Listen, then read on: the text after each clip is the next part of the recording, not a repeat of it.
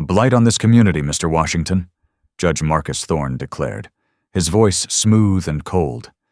He leaned forward in his high-backed leather chair, a god on a cheap throne, staring down at the 20-year-old in the ill-fitting suit. "You and your kind show a persistent, willful disregard for the societal structures that keep us all safe."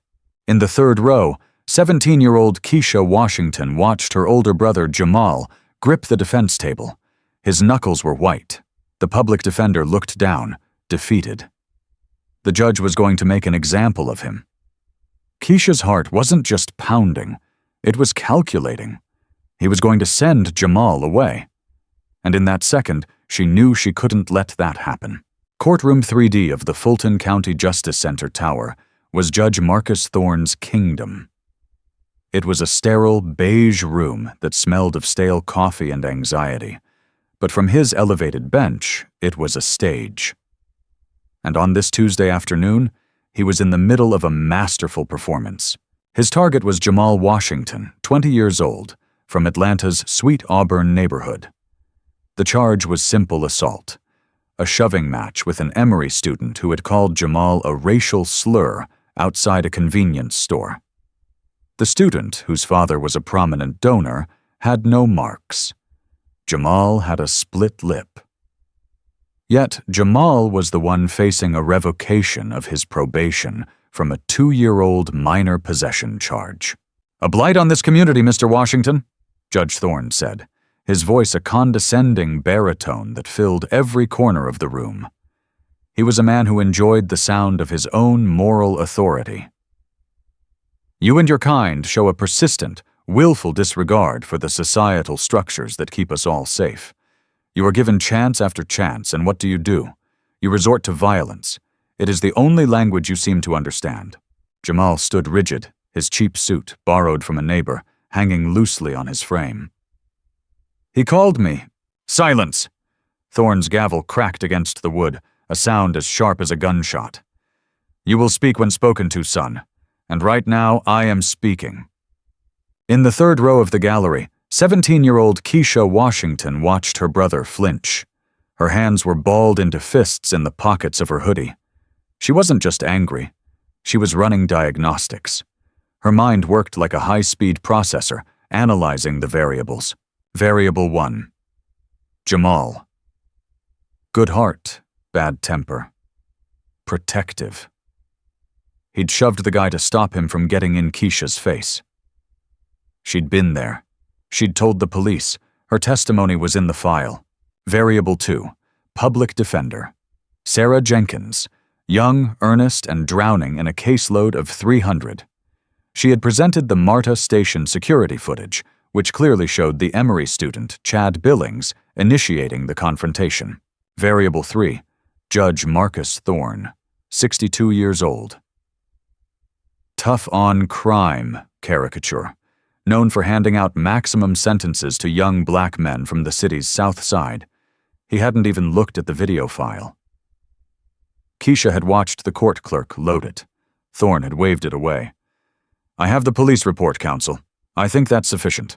"This court," Thorne continued, "is not interested in playground squabbles. It is interested in consequences. You were given the privilege of probation, Mr. Washington, a privilege you have now spat upon." Sarah Jenkins stood, her voice trembling slightly. "Your Honor, if I may, the evidence clearly shows my client was provoked. The complainant, Mr. Billings, admitted to using inflammatory language, and the security footage. Counselor, are you deaf?" Thorne's eyes narrowed. "I said I am not interested. The fact is, an altercation occurred, and Mr. Washington, a probationer, was at the center of it. That is a violation. Period. It shows a lack of judgment, a lack of control, and a fundamental lack of respect for the law." Keisha could feel the seconds ticking down. This was it. This was the moment of irreversible decision. Thorne was telegraphing his punch. He was going to revoke Jamal's probation and activate the suspended 5-year sentence. 5 years. For a shove. Jamal's life would be over. His part-time job at the auto shop, his classes at the community college, all of it. Gone. He would be just another body fed into the system. Keisha's gaze shifted from her brother's slumped shoulders to the judge's face. He was enjoying this, the slight curl of his lip, the self-satisfied gleam in his eye. He was a bully with a gavel. I can't let him. The thought was cold and clear. It wasn't a plea. It was a decision. She had spent the last 72 hours, ever since Jamal's arrest, debating this. Using her skills was dangerous. It violated protocol. It could jeopardize her entire future. Her mentor, David, would be furious. But as she looked at Jamal, she realized her future didn't matter if her brother's was about to be destroyed. I am therefore ordering, Thorne began, lifting his gavel to deliver the final blow. No? The word was quiet, but it sliced through the judge's monologue. Thorne stopped, mid-sentence. His head snapped up. The gallery rustled. Jamal's head turned, his eyes wide with panic. Keisha, no. Judge Thorne scanned the gallery, his glare landing on the small girl in the hoodie who was now, slowly, standing up. Excuse me? Thorne's voice dripped with incredulity. Keisha Washington locked eyes with him. Her heart was a hummingbird in her chest, but her voice was steady. You can't do that, Your Honor. A gasp rippled through the courtroom. The bailiff, a burly man by the door, unhooked the snap on his holster. Young lady, Thorne said, his face darkening to a dangerous plum. You are in a court of law. You will sit down and be silent, or I will have you removed and held in contempt. I'm sorry, sir, Keisha said, taking a step into the center aisle, but you haven't reviewed the primary evidence. I am the judge in this courtroom, Thorne roared, his facade of calm shattering. I decide what is relevant. Bailiff, remove this woman. Yes, Your Honor. The bailiff began his slow, heavy-booted walk down the aisle. Keisha didn't look at him. She kept her eyes locked on Thorne. My name is Keisha Washington. I am Jamal Washington's sister. I was a material witness. My testimony, which you also ignored, corroborates the video evidence that you refused to watch. You have 5 seconds to sit down, Thorne spat. The bailiff was 3 feet away. He reached out a large hand to grab her arm. Now or never, Keisha ignored the bailiff. She took one more step forward, and in the sudden, terrified silence of the courtroom, she spoke, her voice just loud enough to carry to the bench. I wouldn't do that, Judge Thorne. Get your hands off her! Jamal shouted, lunging forward before his lawyer could restrain him. Order, Thorne bellowed, banging his gavel. But Keisha just looked at the judge. She tilted her head, and in the chaos, she gave him the key. You really should look at the evidence, she said, her voice dropping to a conspiratorial near whisper. Especially since you're being so watched. Thorne froze. It was a subtle shift, a flicker in his eyes, a tightening of the jaw. He didn't understand. Not yet. The bailiff gripped her arm. Come on, kid. This was it. The last chance. As the bailiff began to pull her, Keisha leaned in, as if to impart a secret to the man. You're making a mistake, she whispered, and then, just for the judge, she raised her voice slightly, a clear, sharp line aimed directly at the bench. You should be more careful, Your Honor. People are listening.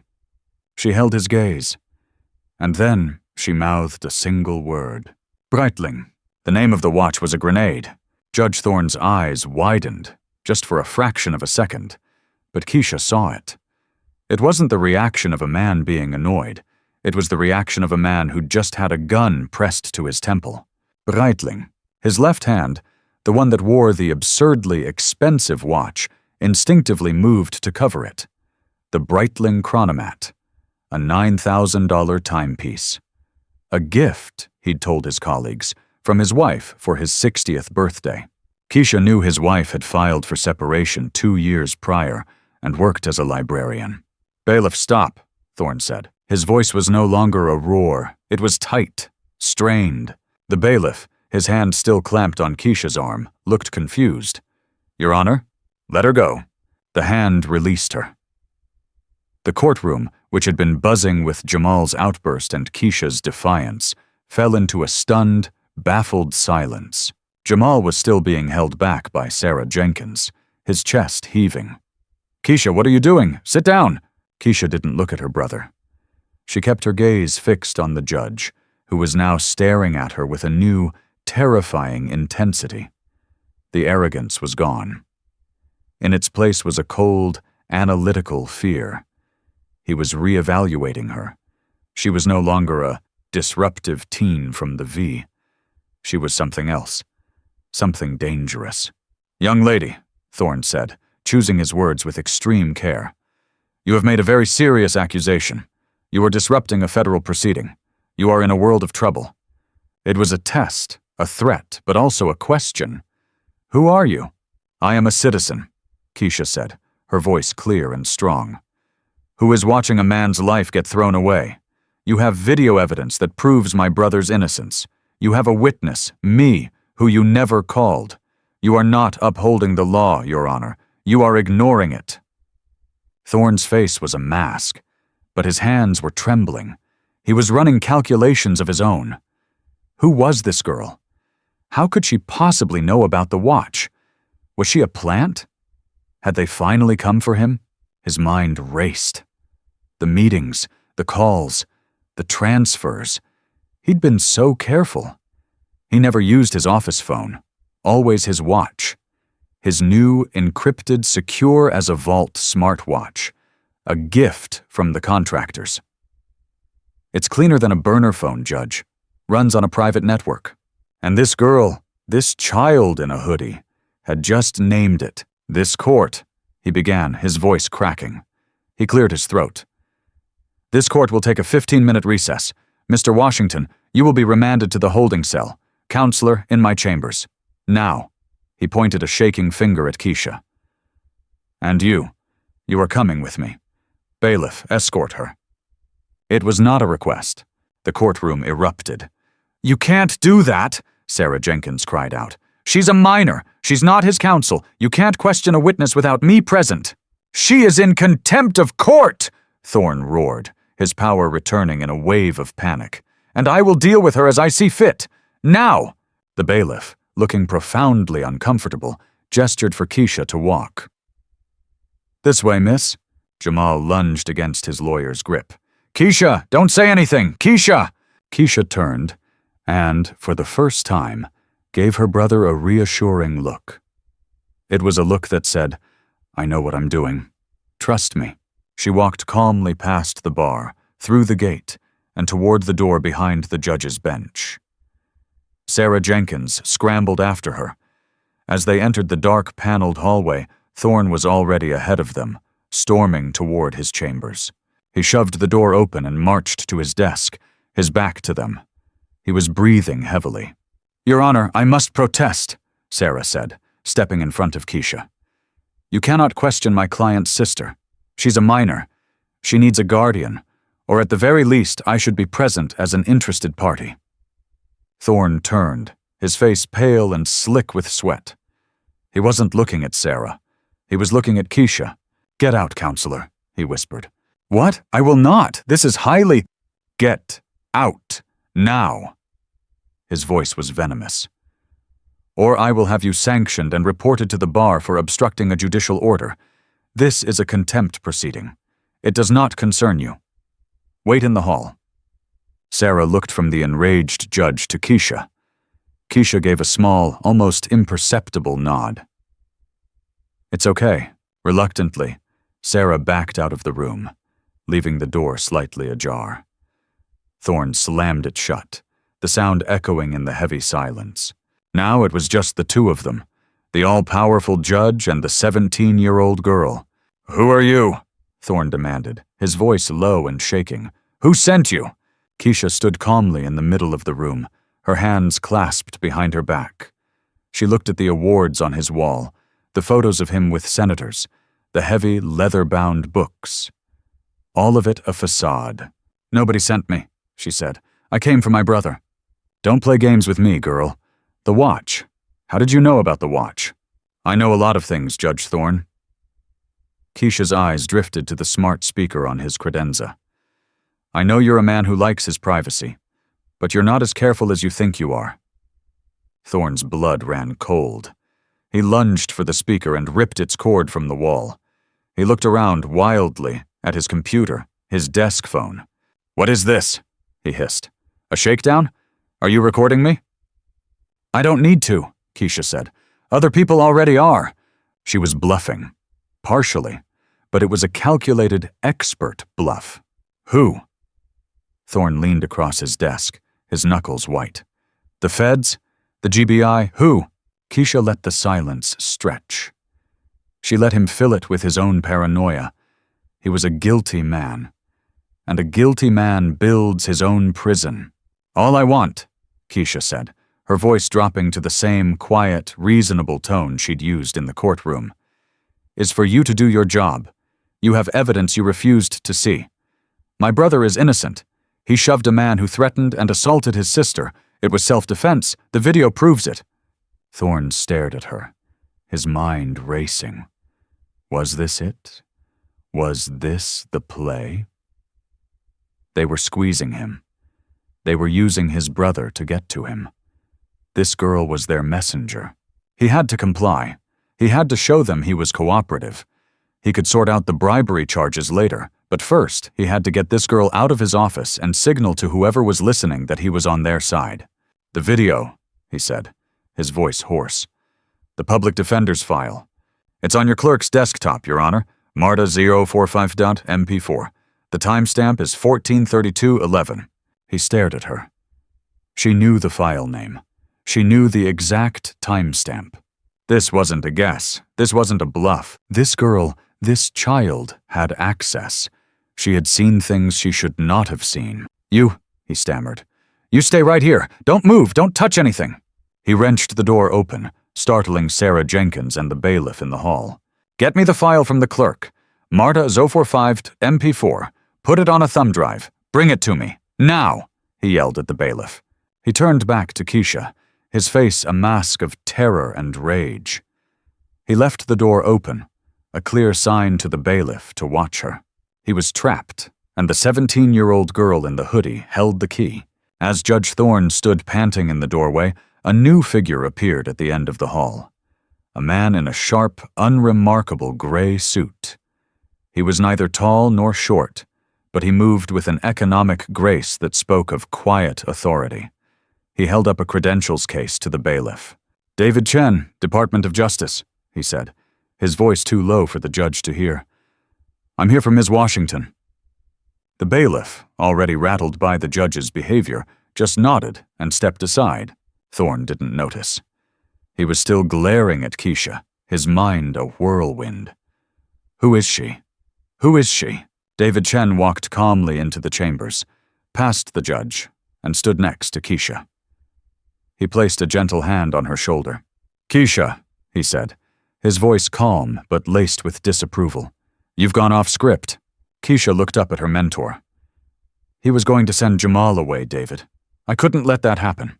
The sound of a new voice, a man's voice, in his chambers finally snapped Thorne out of his panic. He spun around. "Who the hell are you?" he demanded. David Chen turned to face the judge. He was holding the credentials case he'd just shown the bailiff. "David Chen, U.S. Department of Justice, Civil Rights Division, and you, Judge Thorne, are in a great deal of trouble." Thorne's legs gave out. He stumbled back and gripped his desk for support. It was real. The feds were here. It was over. I don't know what you're talking about," he stammered. "I think you do," Chen said. He nodded at Keisha. "You can wait in the hall, Keisha. Ms. Jenkins is waiting for you. I'll handle this." "No," Keisha said. "I'm staying. I need to see this through." Chen studied her for a moment. The defiant set of her jaw, the fire in her eyes. This was the same brilliance and iron will that had made him recruit her. He gave a short, resigned sigh. "Very well." But not a word. He turned back to Thorne, who looked like a cornered animal. "Judge, you have two options. Right now, you can walk back into that courtroom, review the evidence you so arrogantly dismissed, and release Jamal Washington with a full apology. That is option one. "And option two?" Thorne whispered. "Option two," Chen said, is I walk into that courtroom and arrest you in front of your entire staff for conspiracy to commit honest services fraud. Your choice."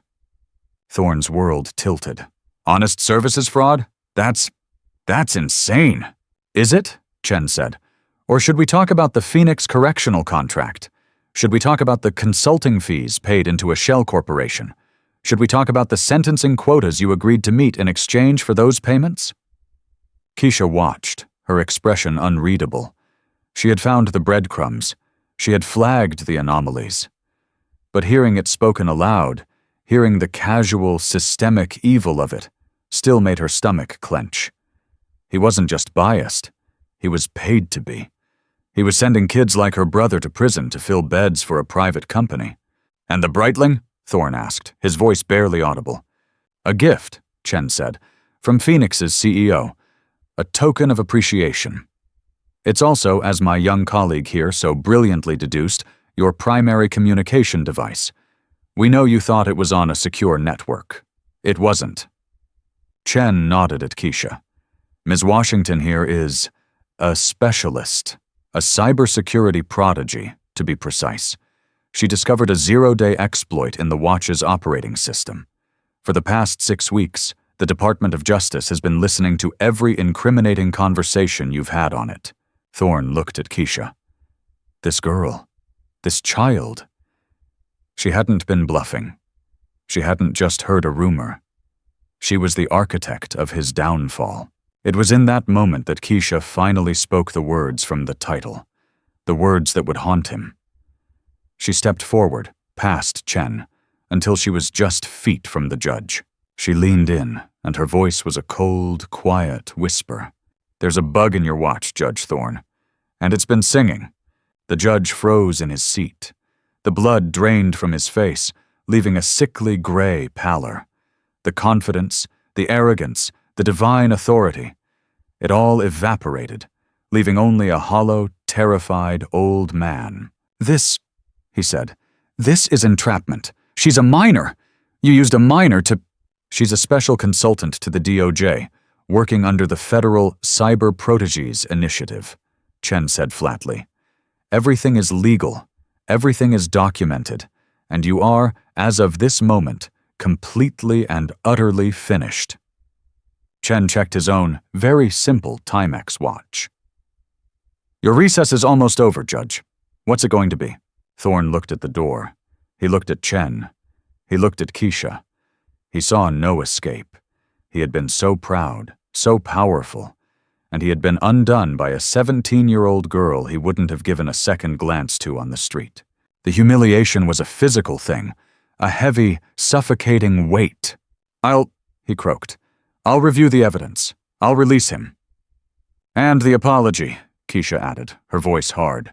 Thorne's eyes flashed with a final spark of hatred, but it died instantly. "And the apology," he agreed. "Good choice," Chen said. "The other option is still on the table, of course. We'll be waiting in the gallery. And Judge, don't make us stand up." Chen put his hand on Keisha's back and guided her out of the chambers, leaving Judge Thorne alone with the ruins of his life. In the hallway, Sarah Jenkins rushed towards them, her face a mask of confusion. "What happened?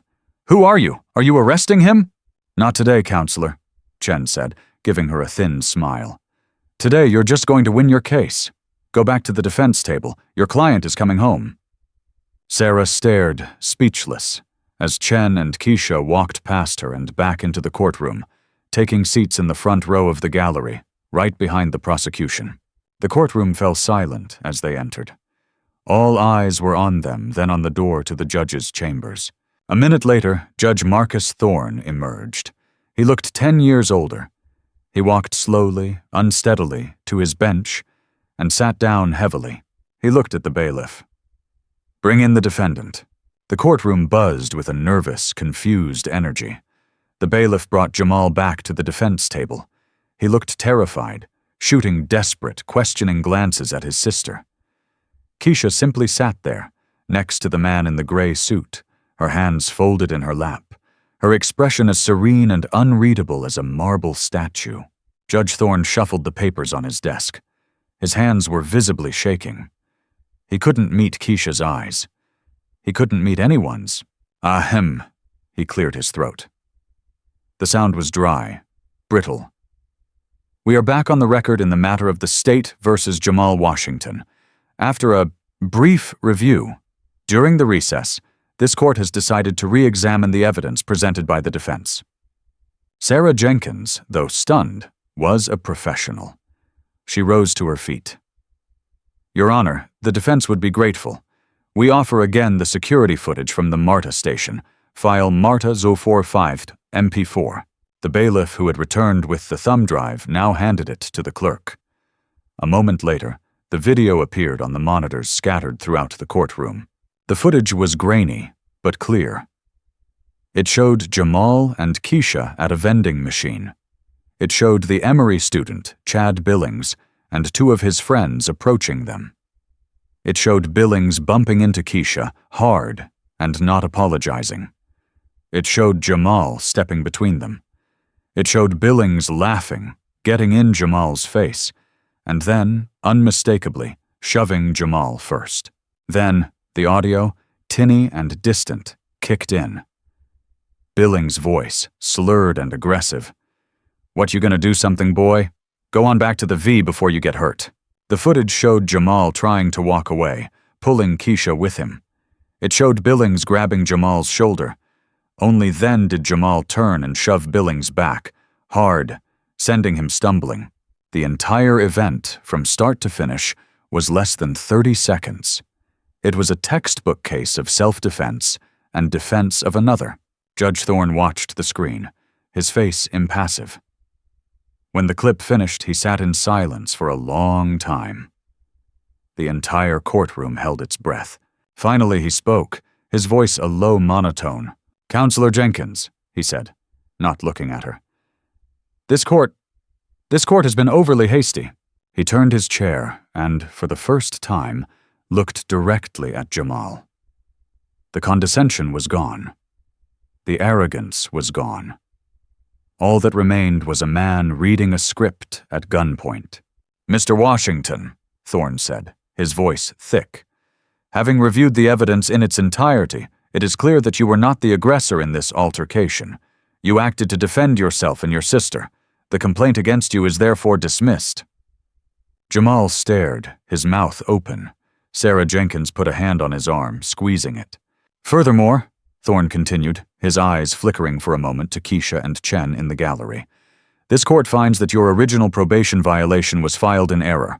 All charges against you are dismissed, with prejudice. Your probation is terminated. You are free to go." A wave of gasps and sobs went through the gallery. Jamal sank into his chair, dropping his head into his hands as relief washed over him. "And," Thorne said, the word catching in his throat.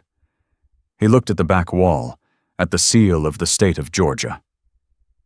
"This court apologizes to you, Mr. Washington, for the misinterpretation of the facts." He slammed his gavel down, a weak, dull thud. "This court is adjourned." Thorne stood up, and without looking at anyone, fled from his own courtroom, disappearing into his chambers. The room exploded. Jamal's friends and neighbors rushed the bar, hugging him. Sarah Jenkins was crying, laughing, and shaking Jamal's hand all at once. Jamal's eyes found Keisha. She was standing now, the man in the suit beside her. He pushed through the crowd and vaulted the low gate, running to her. He didn't ask questions. He didn't say a word. He just wrapped his 17-year-old sister in a hug so tight it lifted her off the floor. "You did it, Kay," he whispered into her hair, his voice thick with emotion. "You did it. I don't know how, but you did it." "I told you I'd fix it, Jay," she whispered back, burying her face in his shoulder, the adrenaline finally leaving her, making her legs weak. David Chen watched them, his expression softening. He clapped Jamal on the shoulder. "You've got a hell of a sister, kid. You stay out of trouble." "Yes, sir. Thank you, sir," Jamal said, looking at Chen with awe. Are you our new lawyer?" "No, son," Chen said. "I'm just a friend of the family. Go on, get out of here." As Jamal and Keisha, surrounded by a joyful, weeping crowd, made their way out of the courtroom, Sarah Jenkins approached Chen. "Mr. Chen," she said, wiping her eyes. "What just happened? Who are you people?" "We're the people who listen, Ms. Jenkins," Chen said. He handed her a business card. "Judge Thorne is going to be taking an extended leave of absence, effective immediately." "He's arrested?" "Not yet, but he will be. His case, however, is just the beginning. I have a feeling you're about to get very busy." "What do you mean?" "My team will be in touch. We have reason to believe Judge Thorne's unique approach to sentencing was not an isolated problem.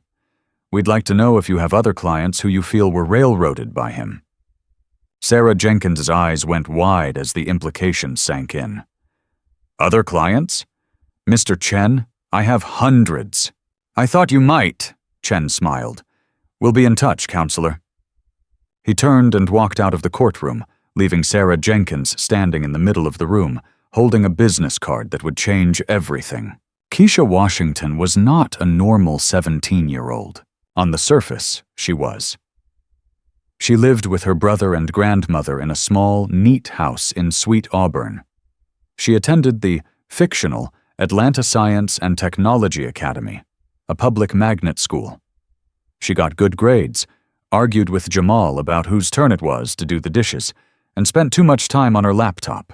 But what her family didn't know was what she was doing on that laptop. It had started when she was 14.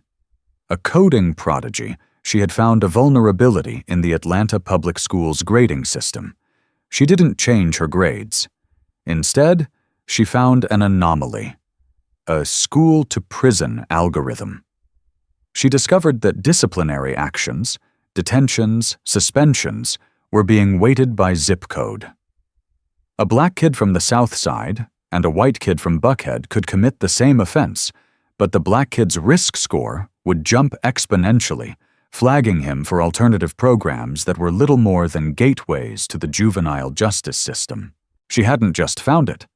She'd written a 40-page report, complete with the exploited code, and sent it anonymously to a reporter at the Atlanta Journal-Constitution. The ensuing scandal had forced the district to scrap the software, but it had also flagged her, not by the police, but by a very different kind of organization.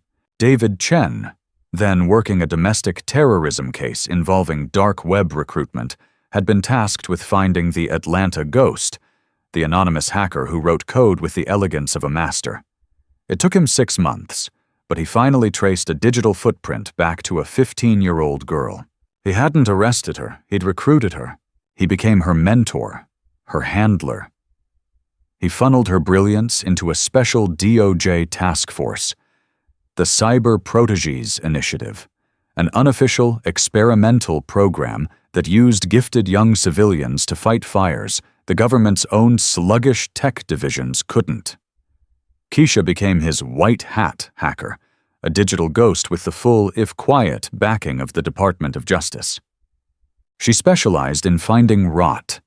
She audited voting machine software in rural counties. She traced dark money flows in state-level campaigns. And 6 months ago, David Chen had given her a new target, the Fulton County Judiciary. The Civil Rights Division had been inundated with complaints about Judge Marcus Thorne. His sentencing disparities were blatant. He was handing out prison terms for probation violations that other judges would dismiss with a fine. The numbers screamed racial bias. But bias is hard to prosecute. They needed something more. They needed corruption. "He's dirty, Keisha," David had told her over a secure video call. "I can feel it, but he's old school. He's not stupid enough to send incriminating emails." "Nobody is old school anymore, David," Keisha had replied, her fingers already flying across her keyboard. "Everyone has a digital footprint. You just have to find what shoes they're wearing." It took her 3 weeks. She didn't go after his court computer. It was too obvious. She went after him. She ran a social engineering diagnostic. She found his online purchases, his forum posts, his LinkedIn connections. And she found the watch, the Breitling Chronomat B01. It was new. He'd posted a picture of it on a private watch enthusiasts forum. A gift from a very satisfied friend. But it wasn't the standard model. Keisha dug into the specs. It was a special security edition made by a private Swiss firm, boasting encrypted, off-grid communication. It was a digital-age spy tool. Gotcha. The watch was a fortress. But fortresses are built by humans, and humans make mistakes. Keisha found a zero-day exploit, a tiny, unknown vulnerability, in the watch's firmware that handled Bluetooth handshakes. It was the digital equivalent of a loose window latch on a bank vault. With David's authorization, she exploited it. From a van parked 3 blocks from Thorne's Buckhead home, she'd spoofed a connection, pushed a silent update, and just like that, she was in. She installed a kernel-level listener. From that moment on, her laptop in her bedroom in Sweet Auburn became a mirror of Judge Thorne's secure watch. She heard everything. She heard the calls with the CEO of Phoenix Correctional, a private prison company. She heard them negotiate consulting fees. She heard Thorne agree to do his part to keep the beds full. "These animals need to be off our streets," he'd said. "I'm just doing my civic duty." The CEO had replied, "And we're just making sure your civic duty is properly appreciated." She'd been building the case for months, logging every call, every transfer. The DOJ was planning a massive, coordinated sting. They were weeks away, and then Jamal got arrested. When she saw the case had been assigned to Judge Thorne, her blood ran cold. She'd begged David to intervene, but he couldn't. "We can't, Keisha," he'd said, his voice grim. "If we pull strings on this, Thorne will know something's up. He'll wipe his devices. The whole case will go up in smoke. We have to let it play out. The public defender will get him off. It's a weak case." "You don't know Thorne," Keisha had pleaded. "He's not going to see the case. He's just going to see my brother." She had been right. Sitting in that courtroom, watching Thorne pivot to his sentencing monologue, she'd realized the system wasn't going to work. David's long-game, high-level strategy was about to cost her brother 5 years of his life. So she'd made a choice. She'd activated the protocol. She'd taken the entire multi-million-dollar federal investigation and thrown it on the table to save her brother. She had stood up, and in doing so, had set her own life's work on fire. David Chen found Keisha on the front steps of the courthouse, sitting alone, away from the jubilant crowd that had carried Jamal off toward the parking garage. The Atlanta sun was high, and she was just a small figure in a hoodie, looking out at the traffic on Pryor Street. Chen sat down next to her. For a long time, neither of them spoke. "So," he finally said, "you're fired." Keisha flinched but didn't look at him. "I know. You blew a 6-month multi-agency investigation. You tipped our hand. You exposed our methods. You used classified federal intel to settle a personal dispute. The deputy AG is screaming for your head, and I look like an idiot for trusting a teenager." Keisha's throat felt tight. She nodded. "I know. I'm sorry, David. But he was my brother. He was going to send him away for nothing."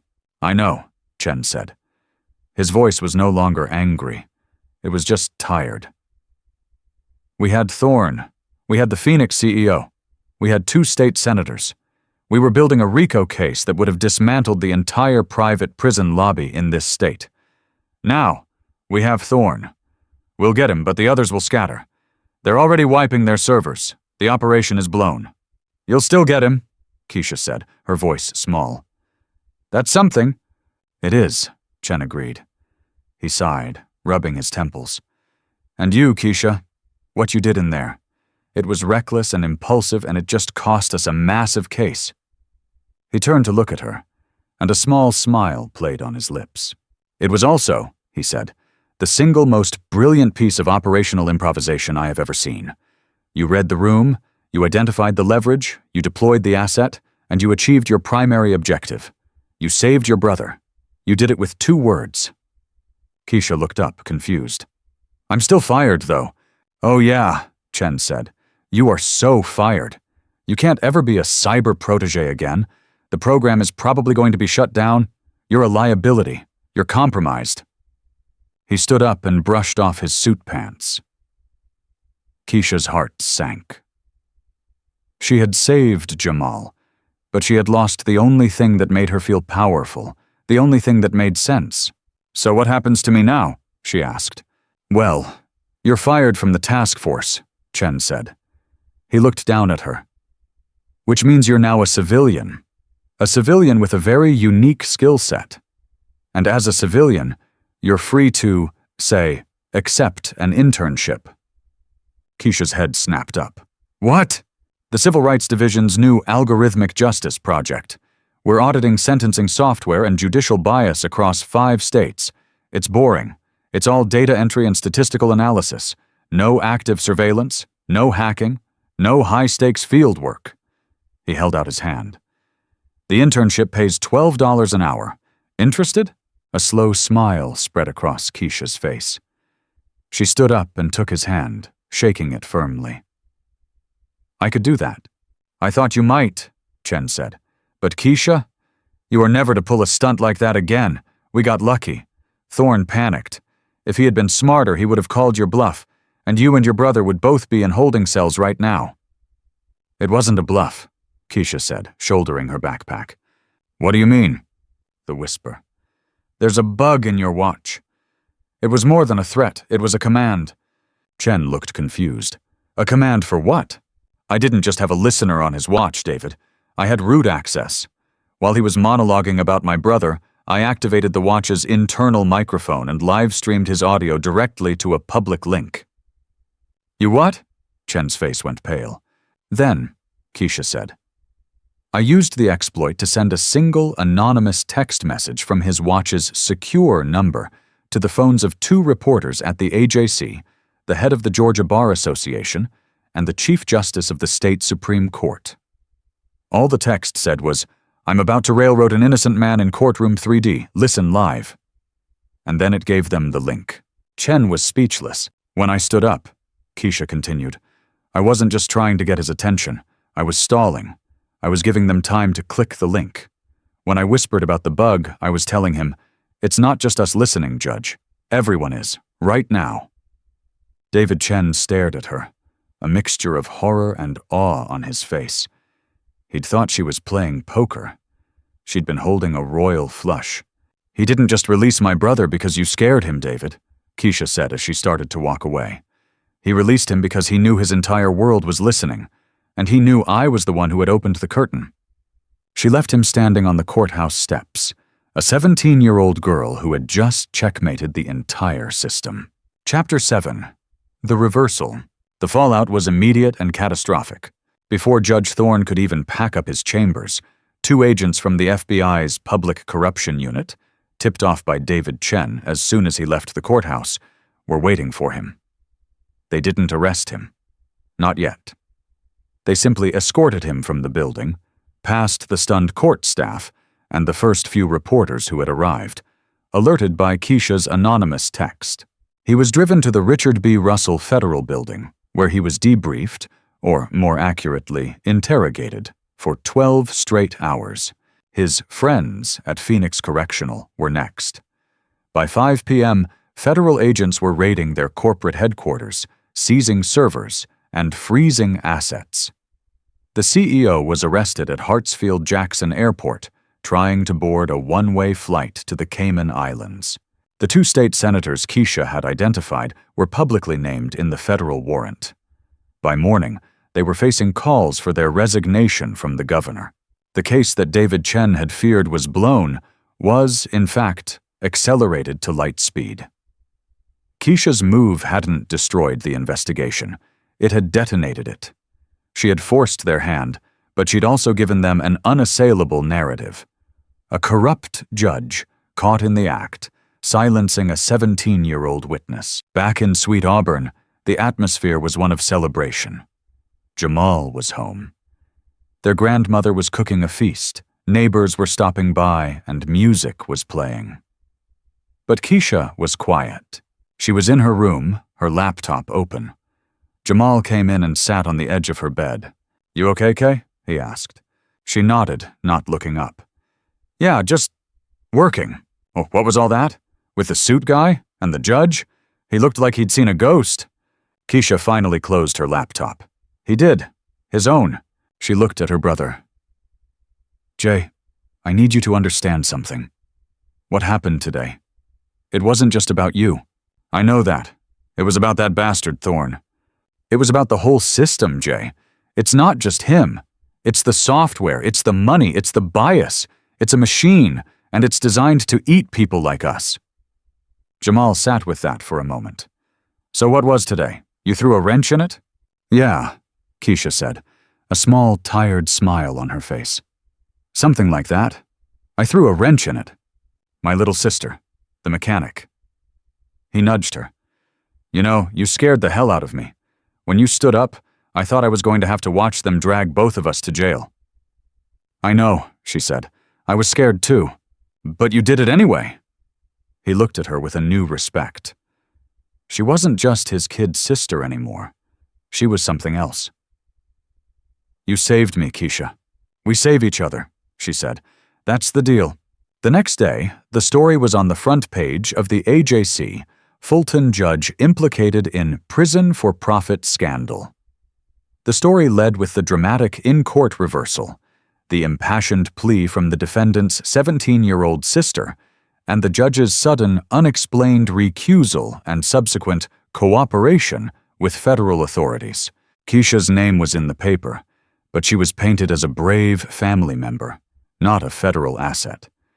Her secret was safe, but the most important part of the story was buried on page A12. It was a small follow-up piece, a sidebar. Public Defender's Office moves to review all Thorne sentencings. Sarah Jenkins, galvanized by her encounter with Chen and the reality of the corruption, had filed a class action motion. She wasn't just going after one wrongful conviction, she was going after all of them. Keisha read the headline and smiled. The wrench was still bouncing around in the gears. The weeks that followed were a blur. Judge Marcus Thorne, facing an ironclad federal case, pleaded guilty. In exchange for testifying against the Phoenix CEO and the state senators, he was sentenced to 12 years in federal prison, a fraction of the time he had so casually dealt out to hundreds of young men. His conviction was the first domino. The Phoenix Correctional Corporation was dissolved, its assets seized. The scandal forced the state legislature to pass a new ethics bill, banning judicial-level consulting and placing a moratorium on all new private prison contracts. But the real revolution was happening back at the Fulton County Courthouse. Sarah Jenkins, armed with initial data from David Chen's team, had successfully argued her motion. The state Supreme Court, reeling from the scandal, ordered a full review of every single case Judge Thorne had presided over in the last 5 years, over 4,000 cases. A special sentencing review task force was created, and its headquarters was a drab, borrowed office in the federal building. Its newest intern, Keisha Washington, sat at a terminal, her fingers flying. She wasn't hacking anymore, she was building. She had taken the half-formed idea from her 14-year-old self, the bias-tracking algorithm.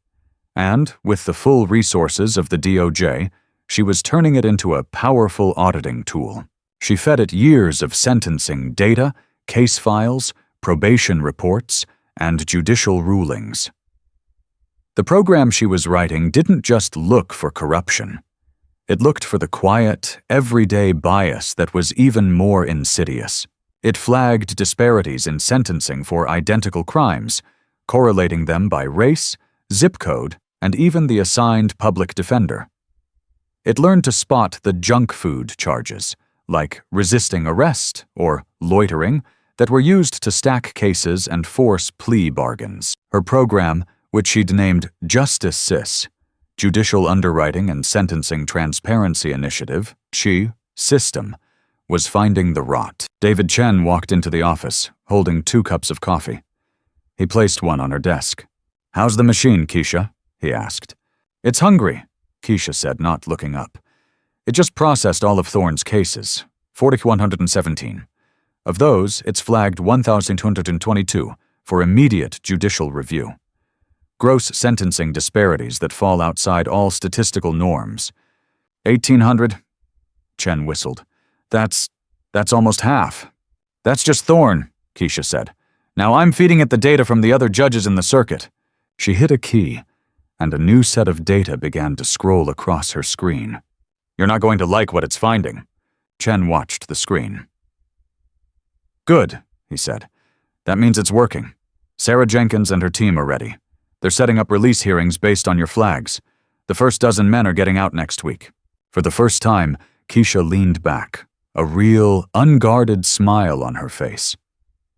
Really? Really? You're not just saving your brother, Keisha. You're saving a generation of them. He left her to her work. She turned back to the screen, a 17-year-old in a government office, sipping coffee and dismantling a corrupt system, one line of code at a time. 6 months later, Keisha stood on a small stage in a conference room in Washington, D.C. She was no longer in a hoodie. She was wearing a simple, sharp black dress, a gift from her grandmother. In front of her sat the U.S. Attorney General, the heads of the Civil Rights Division, and a dozen data scientists. Her internship had become a fellowship. Her project had become the pilot program for a new national standard. The problem, she said, her voice steady and clear, echoing in the quiet room, is not just corrupt judges. A corrupt judge is a symptom. The disease is systemic bias, and the vector for that disease is data. We trust unbiased algorithms to set bail, recommend sentencing, and predict recidivism. But we have failed to audit the human bias within that data. She pointed to the main screen. It showed a map of Atlanta, color-coded in reds and greens.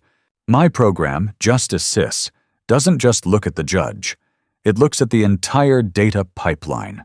And it proves, empirically, that a man like my brother, Jamal Washington, was 5 times more likely to receive a prison sentence for a probation violation than a white defendant from a different zip code with the exact same charge.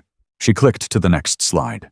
Today, 287 men and women from Fulton County alone have been released from prison, their sentences overturned or reduced based on the audits from this program. The state of Georgia has officially adopted it for statewide use. A ripple of applause went through the room. I didn't do this alone, Keisha said. I did it with the help of lawyers like Sarah Jenkins, who never stopped fighting, and mentors like David Chen, who believe in holding the system accountable. She took a deep breath. A few months ago, I was just a girl in a courtroom, watching my brother's life get torn apart. I learned that day that the system is powerful.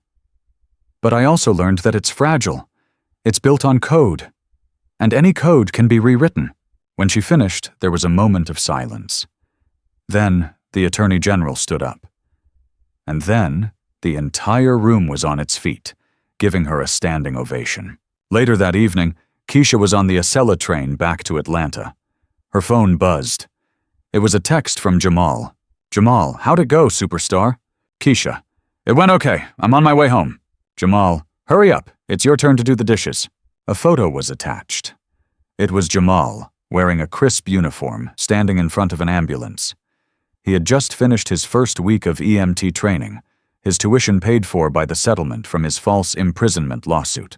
Keisha smiled, leaning her head against the cool glass of the window. The train sped through the darkness, carrying her south. She was just a 17-year-old girl, on her way home to do the dishes, and she had a world to rebuild. Keisha's whisper was a spark that lit a wildfire.